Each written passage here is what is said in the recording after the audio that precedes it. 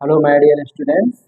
आज हम number system के जो हमने कल पिछली वीडियो में हमने जो बेसिक्स बताया था उस बेसिक के आधार पर आज हम कुछ क्वेश्चन करेंगे और अभी कुछ और बेसिक अभी बाकी तो उसको भी हम आप आइए देखते हैं। ठीक है, तो देखो आपको क्या पढ़ना है। जैसे एक इवन नंबर है, ठीक है, और दूसरा भी इवन है। इवन प्लस इवन क्या आएगा आपका? इवन आएगा, ठीक है। और अगर एक इवन है और एक ऑड है, एक इवन है तो एक ऑड है। आप अपने मन से एग्जाम्पल कोई भी एग्जाम्पल ले लीजिए। मान लो दो ले रहे हैं, ऑड एक है, दो और एक कितना होगा? तीन। तो क्या मिलेगा हमें? ऑड। अगर एक इवन है एक ऑड है तो हमेशा कौन सा नंबर मिलेगा हमें? ऑड। अब अगर प्लस में, ये किसमें है? अगर हम प्लस वाली संक्रिया कर रहे हैं तो इस तरीके से बनेगा। अगर हम ऑड प्लस ऑड कर रहे हैं, ऑड प्लस ऑड, तो क्या बनता है? इवन। क्या बनता है? इवन। मतलब आपको सीधा सीधा याद रखना है, जब इवन प्लस इवन इवन हो चाहे ऑड ऑड हो तो उनको जोड़ने पर क्या बनेगा? इवन ही बनेगा। लेकिन अगर एक इवन एक ऑड है तो हमेशा क्या आएगा? ऑड प्लस करने का। अब यही बात अगर मल्टीप्लाई में देखें, इवन मल्टीप्लाई इवन, तो आपको याद रखना है अगर कहीं पर भी दो का मल्टीप्लाई हो जाता है या किसी भी इवन नंबर किसी भी नंबर में अगर वो विषम है या वो सम है, चाहे कौन नंबर, अगर वो एक इवन नंबर से मल्टीप्लाई कर दे तो पूरा इवन ही बन जाता है। अगर वो इवन होगा तो पहले से इवन रहेगा, ठीक है। मतलब अगर इवन में किसी भी नंबर से गुणा करिए आप, चाहे वो ऑड हो चाहे वो इवन हो, आपको हमेशा क्या मिलेगा? इवन मिलेगा। क्या मिलेगा? इवन। आप खुद एग्जाम्पल लेके देख सकते हैं। देखो हम आपको बता रहे हैं एग्जाम्पल लेके। जैसे हमने दो लिया, दो के बाद तीन, टू थ्री जा सिक्स, दो छह, तो छह क्या है?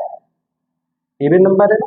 चाहे कोई भी नंबर लीजिए, अगर एक इवन एक ऑड का मल्टीप्लाई कर रहे हैं तो क्या आता है? इवन, ठीक है। तो इवन मल्टीप्लाई इवन क्या आता है? इवन। अगर हम ऑड मल्टीप्लाई ऑड करें, ऑड मल्टीप्लाई ऑड करें तो क्या बनता है? ऑड ही बनेगा। क्या बनेगा? ऑड, ठीक है। तो मल्टीप्लाई में क्या है? अगर इवन इवन तो इवन बनेगा, ऑड ऑड है तो ऑड बनेगा। लेकिन अगर एक इवन एक ऑड मल्टीप्लाई कर रहे हैं तो क्या बनेगा? इवन, ठीक है। जी आप सोच रहे होंगे क्या पढ़ा रहे हैं सर, ठीक है। लेकिन जब आप क्वेश्चन पढ़ेंगे आगे आने वाले वीडियो में तो उनका बहुत ज्यादा यूज होगा। बहुत अच्छे अच्छे क्वेश्चन हम इस कॉन्सेप्ट के आधार पर सॉल्व करेंगे। तो आप वीडियो में लास्ट तक बने रहिए, आपको मजा आएगा पढ़ने में। और देखना है कि आवाज संख्या जो होती है उन पर कुछ बेस क्वेश्चन बनते हैं, तो उनमें कुछ आपको याद रखना पड़ेगी। आइए देखते हैं। तो आपको ध्यान रखना है कि 1 से 100 तक कितनी आवाज संख्याएं होती हैं? 25। 1 से 100 तक कितनी आवाज संख्या होती है? 25। लेकिन अगर आपसे पूछा जाए 1 से 50 तक कितनी होती है तो आपको बोलना है 15। कितनी होती है? 15। और 50 से 100 के बीच में कितनी होती है तो क्या कहेंगे आप? 10, ठीक है। तो इस तरीके से आपको ध्यान रखना है। देखो अब एक चीज पढ़ना है आपको। जैसे हम कहें 1 से लेकर 10 तक कितनी आवाज संख्या है तो 2 होगी, 3, क्योंकि आवाज संख्या बता चुके थे। आवाज संख्या क्या होती है? वह वो संख्या होती है जिसके केवल 2 फैक्टर होते हैं, एक एक होता है और एक वो स्वयं होती है, तो वो क्या है? आवाज संख्या होती है। तो 1 से 10 तक कितनी आवाज संख्या होती है? 2, 2, 3, 5, 7। कितनी हुई? 4 हुई, ठीक है। हम कहें 10 से 20 तक कितनी होती है तो देखो 11 होती है, 13 होती है, 17 होती है, 19 होती है। अब आप वीडियो में लास्ट तक बनेंगे तभी आपको पता लगेगा बता क्यों रहे हैं, ठीक है। 20 से 30 के बीच में कौन कौन सी होती है? 23 होती है और 29 होती है। 30 से 40 के बीच में कितना होता है? 31 और 37 होती है आवाज संख्या, ठीक है। 40 से 50 के बीच में कितनी होती है तो 40 से 50 के बीच में 43 और 47 और 41 भी है, 3 होती है। 50 से 60 के बीच में कितनी होती है? 2, 53 और 59, ठीक है। 60 से 70 के बीच में कौन कौन सी होती है? एक 61 होती है और एक 67 होती है। 70 से 80 के बीच में कौन सी आवाज संख्या हो? 73 होती है, सॉरी 71, 73 और 19, ठीक है। 80 से 90 के बीच में कितनी होती है तो एक होती है 83 एक होती है 89।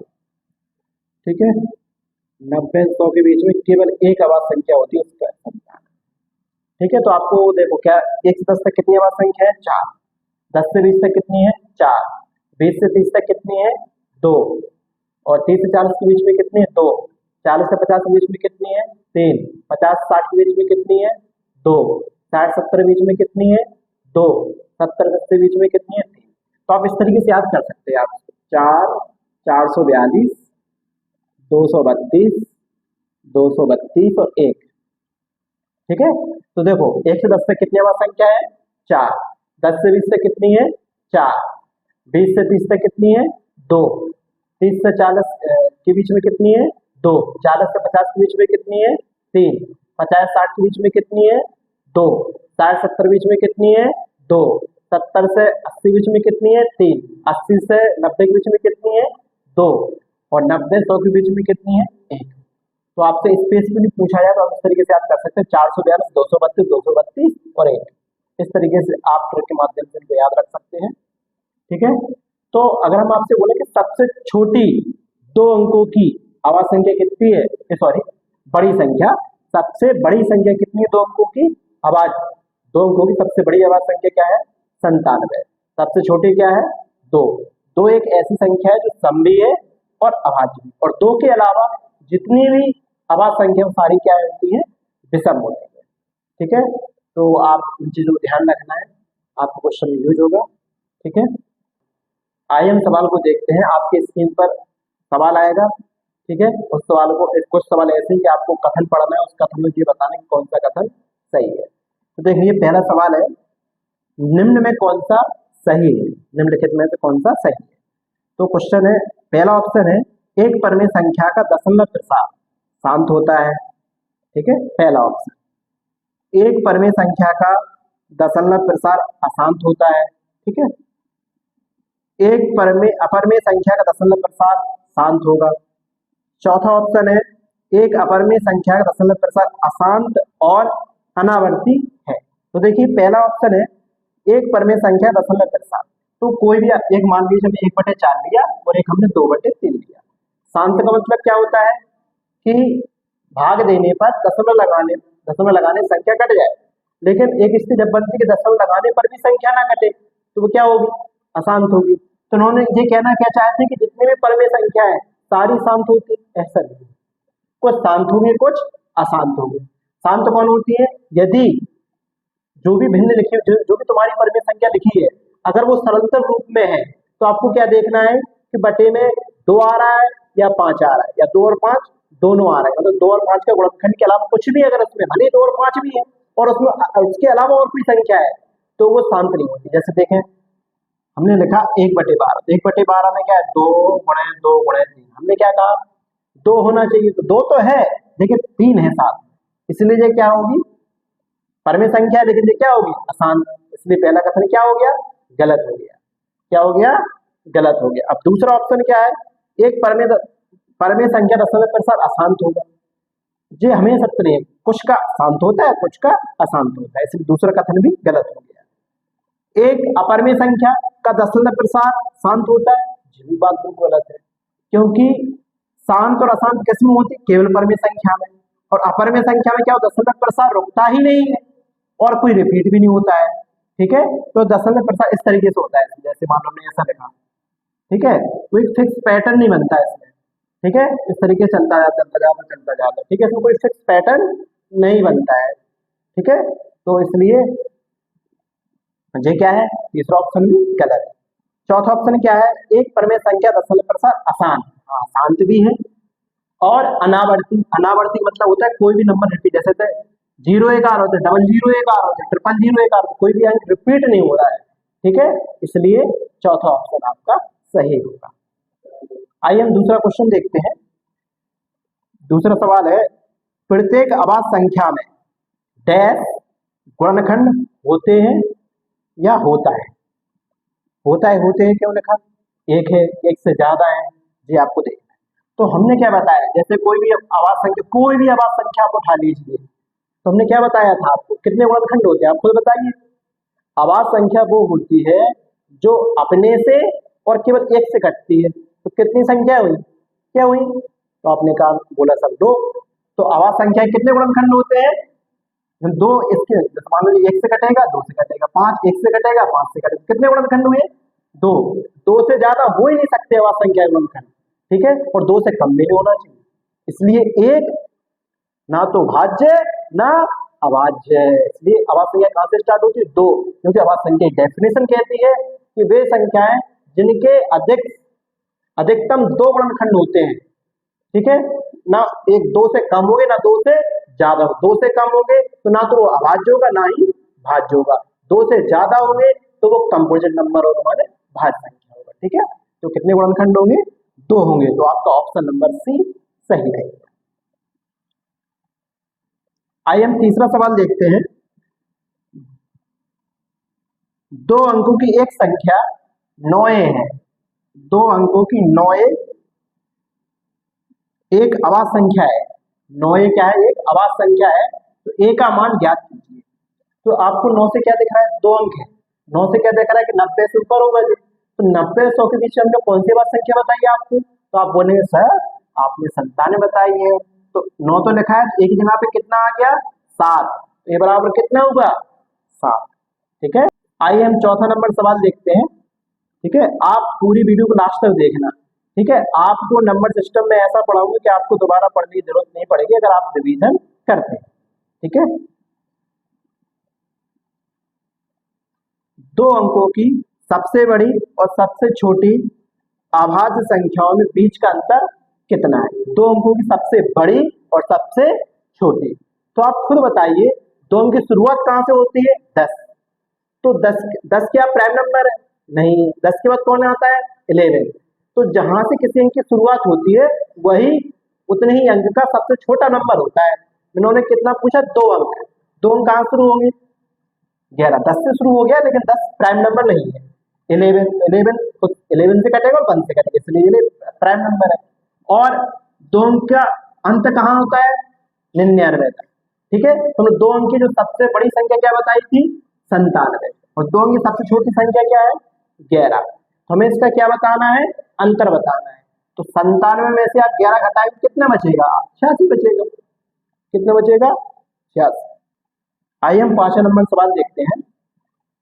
3 अंकों की सबसे छोटी अभाज्य संख्या और 3 अंकों की सबसे बड़ी अभाज्य संख्या का योग क्या है, हमें ये बताना है।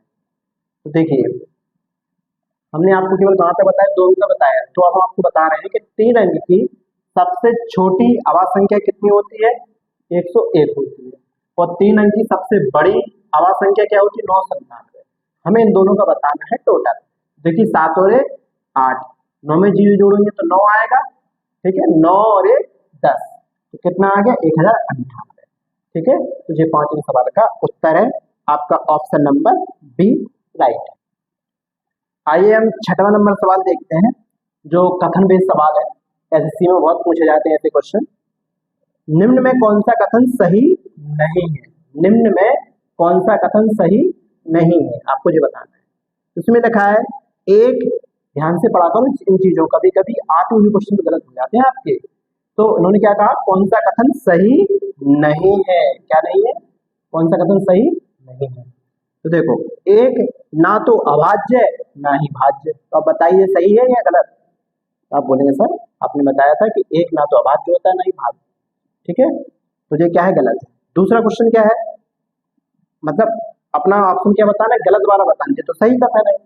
दूसरा ऑप्शन है 0 ना तो धनात्मक है ना ही ऋणात्मक, ये बात ही बिल्कुल सही है। 0 ना तो धनात्मक है ना ही ऋणात्मक। लेकिन अगर आपसे पूछे 0 सम है या विषम, तो आपका उत्तर क्या है? क्या होगा आपका उत्तर? 0 सम है या विषम, तो आप क्या बोलेंगे? सम। आप बोले सर ये कैसे कह सकते हैं? सम भी हो सकता है विषम भी। हम आपको आइए एग्जाम्पल देते हैं, ठीक है। आपने एक उदाहरण पढ़ा था बेटा, एक इवन हो और एक ऑड हो, तो हमेशा क्या आता है? ऑड। अगर एक ऑड हो और एक इवन हो तो क्या आता है? ऑड आता है, ठीक है। आपको प्रूफ करके बताता हूं मैं। एक और दोनों ऑड है तो क्या आता है? दोनों ऑड है तो क्या आता है, इवन आता है। क्या आता है, इवन। तो आपको प्रूफ करके देखते हैं। ये देखिए इवन मान के चल रहा है, अगर जीरो इवन, जीरो इवन ले ली, एक हम ऑड नंबर ले रहे हैं, जीरो प्लस वन क्या आएगा, वन। तो वन ऑड नंबर है कि नहीं, तो आप बोलेंगे सर हाँ है। हम मान के चल रहे हैं जीरो को हम ऑड मान रहे हैं, तुम्हारे ऑड आना चाहिए, जीरो को ऑड मान रहे हैं, एक मान लीजिए हमने इवन नंबर दिया। अगर जीरो ऑड है, अगर जीरो ऑड है तो हमने एक इवन दिया, तो जीरो प्लस दो कितना आएगा, दो। और हमने क्या पढ़ा कि एक ऑड लो और एक इवन लो तो क्या आना चाहिए, ऑड। इसमें क्या आ रहा है, इवन। इसका मतलब ये चीज गलत हो गई, तो हमने प्रूफ किया कि नहीं, ठीक है। मान लो और नंबर एग्जाम्पल ले रहे हैं, जीरो हमने ऑड मानी, एक ऑड नंबर और लिया, तो जीरो प्लस थ्री, थ्री आया। थ्री क्या है, ऑड। क्या आना चाहिए था, अगर जीरो ऑड है तो क्या आना चाहिए था, इवन आना चाहिए था। ये तुमने रूल्स क्या पढ़ा, अगर दोनों ऑड होते हैं क्या आता है, इवन आता है। क्या आता है, इवन आता है। मैं तो नहीं आया ना, ठीक है। इसलिए जीरो क्या है, सम संख्या है, ठीक है। तो ध्यान रखना इस बात को, गलती हो जाती है बच्चों से, ठीक है। तो दूसरा कथन सही है, जीरो ना तो धनात्मक होती ना ही ऋणात्मक होती, हमें गलत कथन बताना है, ठीक है। अब इसमें लिखा गया है P गुणे Q सम है। क्या बोला इन्होंने, P गुणे Q क्या है, सम है। क्या है, सम। तो क्या ये बोल रहे हैं कि P और Q हमेशा सम होंगे, तो ये बात गलत है, ये बात गलत है। क्यों है गलत, मान के चल रहा है अगर हमने एक ऑड लिया, एक इवन लिया, एक ऑड लिया, तो क्या इवन नहीं आया। और उन्होंने क्या बोला कि P और Q हमेशा, P और Q हमेशा सम संख्या है, ये बात गलत है। अगर P गुणे Q सम है, इसका मतलब ये नहीं है कि P और Q दोनों का मान क्या हो, सम। हमेशा नहीं होगा, कभी हो सकता, कभी दोनों का सम भी हो सकता है, दोनों विषम भी हो सकते हैं, क्योंकि दो विषम संख्या लो तब भी तो सम आता है ना। इसलिए ये कथन गलत है, और हमें यही बताना कि तो कौन सा कथन गलत है। तो ऑप्शन नंबर सी राइट है। अब हम आपको डी नंबर ही बताया जा रहा है कि डी नंबर क्या लिखा है, अंडर रूट दो एक अपरिमेय संख्या है। तो अपन ने पढ़ा है कि जो संख्या अंडर से बाहर नहीं है तो क्या होती है, अपरिमेय। तीन कथन सत्य है, पहला, दूसरा, चौथा, तीसरा ऑप्शन सही है। आइए हम 7वां नंबर सवाल देखते हैं।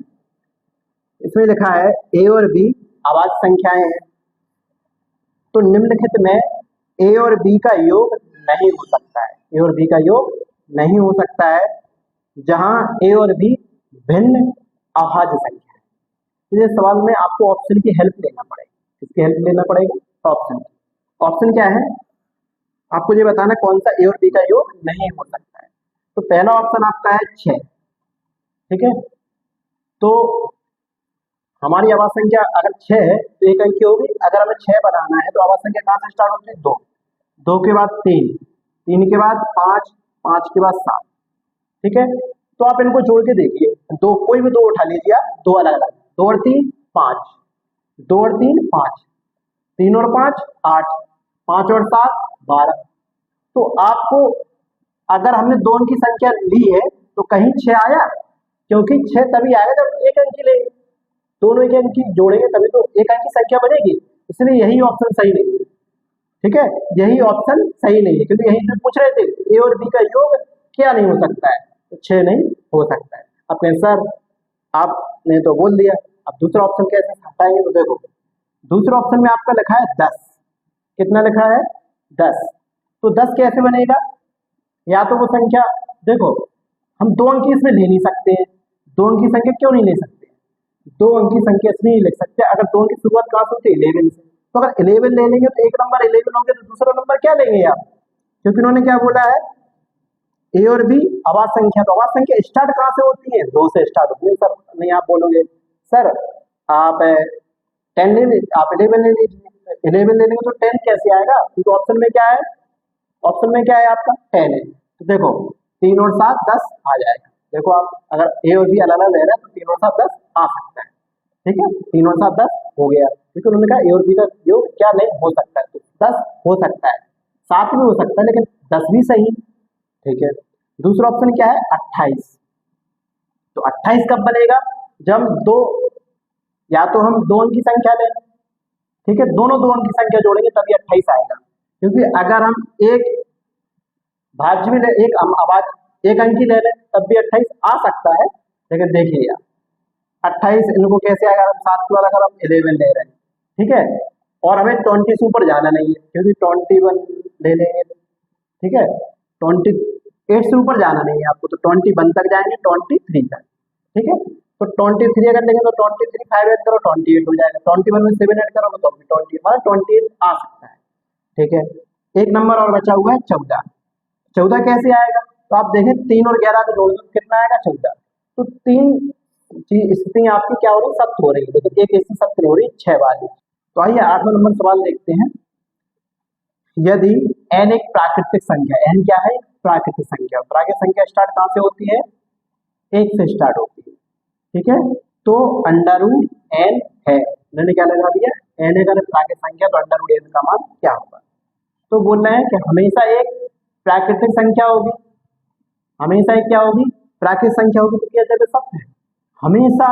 देखिए अगर n एक प्राकृतिक संख्या है तो n की जगह पे कुछ भी हो सकती है, लेकिन प्राकृतिक, n की जगह पे अगर हमने बल लिया, तुझे बन आ गया बाहर, तुझे प्राकृतिक संख्या है।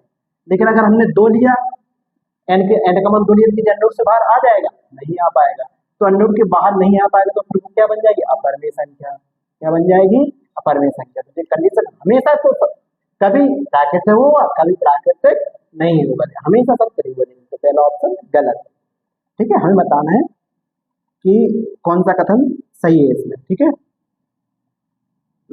दूसरा है हमेशा एक परमेय संख्या। तो देखो परमेय संख्या कब बनेगी, जब √2 से बाहर आ जाए, ठीक है। जैसे इसी में देखिए आप, √2 से बाहर आ गया, लेकिन √2 से बाहर नहीं आ पा, तो कुछ अपरमेय होगी कुछ परमेय होगी, तो हमेशा परमेय बात असत्य, ठीक है। तो दूसरा ऑप्शन भी गलत।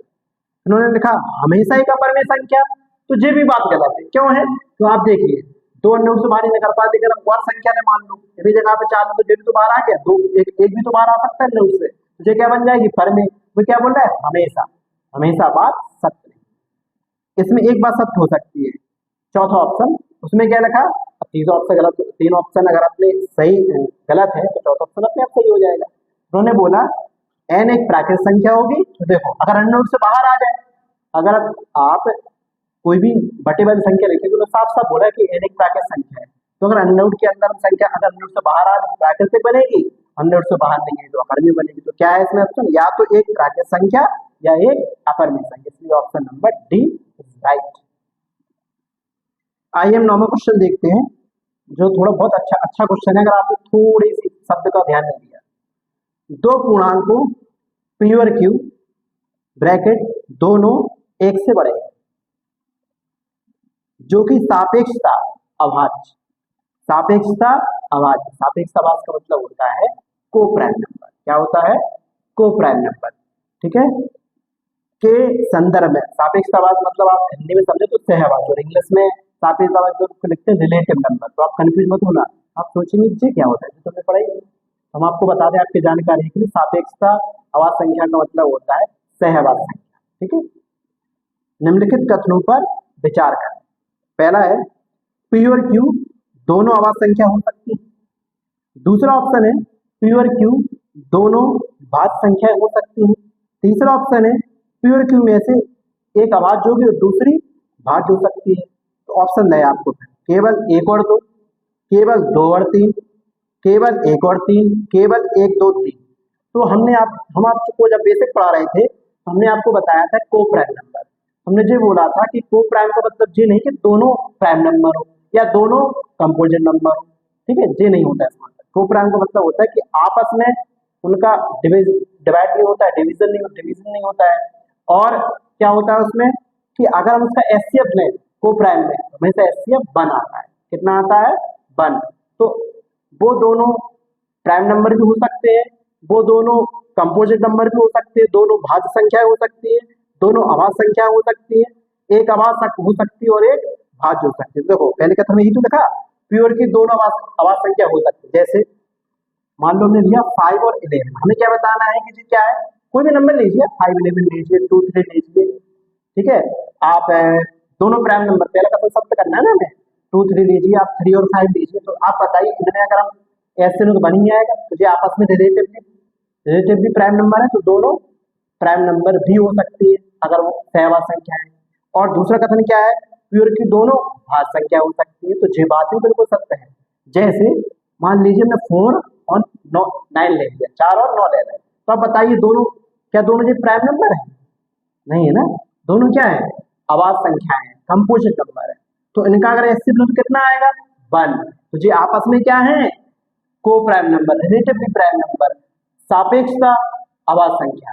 ठीक है, इसलिए दूसरा पहला कथन भी सही है, दूसरा कथन भी सही है। अब तीसरा कथन लिखा एक भाज्य भी और एक अभाज्य, ये बात भी सत्य है। मान लीजिए हम 2 ले लिया, एक हमने ले लिया 9। ठीक है, तो दो क्या है? प्राइम नंबर है। 9 क्या है? कंपोजिट नंबर है। 2 क्या है? आवाज संख्या है। 9 क्या है? 9 क्या है? आवाज वो भाज्य संख्या है। ठीक है, तो ये दोनों में एचसीएफ कितना आएगा? एक ही तो आएगा। तो ये दोनों भी क्या है? आपस में को prime number, relatively prime number है, सापेक्षता आवाज संख्या है। तो ये बात भी सही है, तो तीनों कथन सत्य है। आइए हम 10वां सवाल देखते हैं। इसमें क्या बताएं? निम्नलिखित में से कौन सा कथन सही नहीं?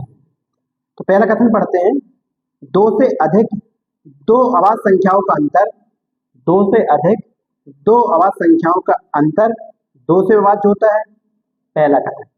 दूसरा कथन क्या है? 2 भिन्न पूर्णांक m और n एक आवाज संख्या p के लिए, आवाज संख्या p के लिए यदि p गुणनफल m और n को विभाजित करता है, यदि p गुणनफल m और n को विभाजित करता है, तब p या तो m या n को विभाजित करता है। ठीक है, सी ऑप्शन है। क्या लिखा है? यदि एक संख्या 6n-n के रूप में है, n एक प्राकृतिक संख्या है, तब यह एक आवाज संख्या है। ठीक है, चौथा ऑप्शन क्या है? 3 आवाज संख्या का केवल एक ही ऐसा समुच्चय है जिनमें निकटवर्ती आवाज संख्या 2 का अंतर होता है। कितने का अंतर होता है? 2 का। ठीक है, 3 ही आवाज संख्या है केवल ऐसी कि जिनमें अगर हम कंसेक्यूटिव क्रमागत रूप से देखें तो 2 का अंतर होता है और कोई भी नहीं है, ये बोलता है। तो देखिए पहला कथन इसमें सत्य है। क्यों है? कि 2 से अधिक 2 आवाज संख्याओं का अंतर 2 से विभाज्य होता है। जैसे 2 से अधिक मान 2 से ज्यादा, मान लो हमने 3 लिया और 5 लिया। अब अगर हम इसका अंतर लें, 5 और 3 का अंतर कितना आएगा? 2 आएगा। 2 से घटेगा कि नहीं? 5 के बाद मान लो हमने 7 लिया, तो 5 और 7 का अंतर कितना आएगा? 2, तो ये भी 2 से घटेगा। अब मान लो अगर आप सोच रहे सर आप तो क्रम से ले रहे हैं तो आपको पता है, देखो नहीं, हम आपको 5 हटा दे रहे हैं, 7 में से 3 हटाओ, क्या आएगा? 4 आएगा। 4 भी किससे घटेगा? 2 से। इसलिए पहला कथन भी क्या है? सत्य है। हमें बताना है असत्य कथन। ठीक है, दूसरा कथन क्या है? उन्होंने बोला है कि 2 भिन्न पूर्णांक है m और n और एक आवाज संख्या p के लिए यदि p गुणनफल p जो है गुणनफल m और n को विभाजित करता है, मान ली m कुछ और होगा, n कुछ और होगा, उन्होंने बोला है कि जो p है वो गुणनफल m और n को विभाजित करता है। तो उन्होंने बोला है p या तो m को विभाजित करेगा या तो n को विभाजित करेगा। तो जो बात कहीं सत्य हुई, तो जो बात बिल्कुल सत्य है। अगर इसके गुणनफल को p काट रहा है, क्या कर रहा है? p काट रहा है, तो कम से कम या तो m कटेगा या तो n कटेगा। जो बात सत्य नहीं है। जैसे मान लीजिए हमने लिया, कोई भी उदाहरण लीजिए आप, मान लीजिए मैं 3 लिया और 5 लिया। ठीक है, तो 3 और 5 15 आया, और अगर हमें p से विभाजित करना है इसको, तो p का मान क्या? या तो 3 होना चाहिए या तो 5 होना चाहिए, या इनका खुद मल्टीपल होना चाहिए। ठीक है, तो p अलग अलग रूप से या तो 3 को काटेगा या तो 5 को काटेगा। p का मान 3 भी हो सकता है, p का मान 5 भी हो सकता है। तो ये बात भी सत्य है। ठीक है, अगर आपको फिर भी डाउट है तो आप कमेंट करिए, अगले वीडियो में हम आपको समझाएंगे क्यों है ऐसा। ठीक है, तीसरा ऑप्शन है, तो हमने आपको बेसिक में नहीं बताया, आपको बताना चाहिए था। देखो अगर कोई भी प्राइम नंबर है, कोई भी प्राइम नंबर अगर आपकी है, तो वो 6n-1 या 6n+1 के रूप की हो सकती है, मतलब होती है। लेकिन इसका उल्टा सत्य नहीं है कि अगर कोई संख्या 6n-1 के रूप की है तो वो आवाज संख्या होगी। ये बात सत्य नहीं है, ये बात सत्य नहीं है। ठीक है, मतलब जो होता है ऐसा, लेकिन हमेशा के लिए सत्य नहीं होता है। ठीक है, क्या कोई आवाज संख्या जो होती है वो 6n-1 या 6n+1 के रूप की होती है। जैसे मान लीजिए हमने लिया 6 × 1 में से 1 घटाएंगे तो 6 का 6 में से क्या 5, क्या आई? आवाज संख्या है। तो कोई भी आवाज संख्या इस रूप में हम लिख सकते हैं, लेकिन जरूरी नहीं है कि अगर जो संख्या इस रूप की है वो सारी आवाज संख्या है। ये बात हमेशा सत्य नहीं है। जैसे क्यों नहीं? जैसे हम आपको एग्जाम्पल लेके बताएं, 6 × 4 + 1, 6 × 4 = 24, तो 25 की आवाज है और उसमें भी क्या बोलना है कि अगर कोई संख्या 6n-1 के रूप में, अच्छा आप सोच रहे हैं सर आपने तो माइनस वाला नहीं दिया, तो देखिए हम ऐसा एग्जाम्पल लेते हैं कि वो 11×66, अगर हम n का मान 11 ले रहे हैं, 11 ले रहे हैं तो 1, 11×66 में से एक है 65, तो आप बताइए क्या 65 आवाज संख्या है, क्या है, भाज्य संख्या है, 13 से कटती है और 5 से कटती है, ठीक है, इसलिए यही कथन क्या है, असत्य है, सी कथन असत्य, और हमें यही बताना। और देखो डी, भले ही सी है लेकिन डी आपको क्या बता रहे क्योंकि उसमें भी जानकारी है आपको, जे केवल एक 3 ही संख्या ऐसी है निकटवर्ती, निकटवर्ती का मतलब होता है क्रम से है, जैसे 3, 5 और 7, केवल एक ही समुच्चय ऐसा है जिसमें देखो 2 का अंतर है हमेशा, देखो जो 2 का अंतर निकटवर्ती संख्याओं में, निकटवर्ती बोला है उन्होंने, ऐसे नहीं 3 और 7 का अंतर, निकटवर्ती तो 3 और 5 में 2 का अंतर है, 7 और 5 में 2 का अंतर है, ठीक है, इसलिए चौथा कथन सही। तो याद रखना है बेटा, अगर आपसे पूछा जाए वह कौन सी संख्या है निकटवर्ती आवाज संख्या जिनमें अंतर 2 का होगा, तो आपको याद रखना है 3, 5, 7, इनके अलावा कोई नहीं है। तो अब आपको वीडियो पसंद आई होगी, तो अगर आपको वीडियो अच्छी लगी हो तो आप लाइक करें, शेयर करें, सब्सक्राइब करें चैनल को, और ज़्यादा से ज़्यादा स्टूडेंट के पास पहुँचाएं जिससे ये जानकारी सभी लोगों के पास पहुँचे। मैं आपको यूट्यूब पर पूरी मैथ पढ़ाने की कोशिश करूँगा, आपका पूरा सिलेबस खत्म करूँगा, ठीक है।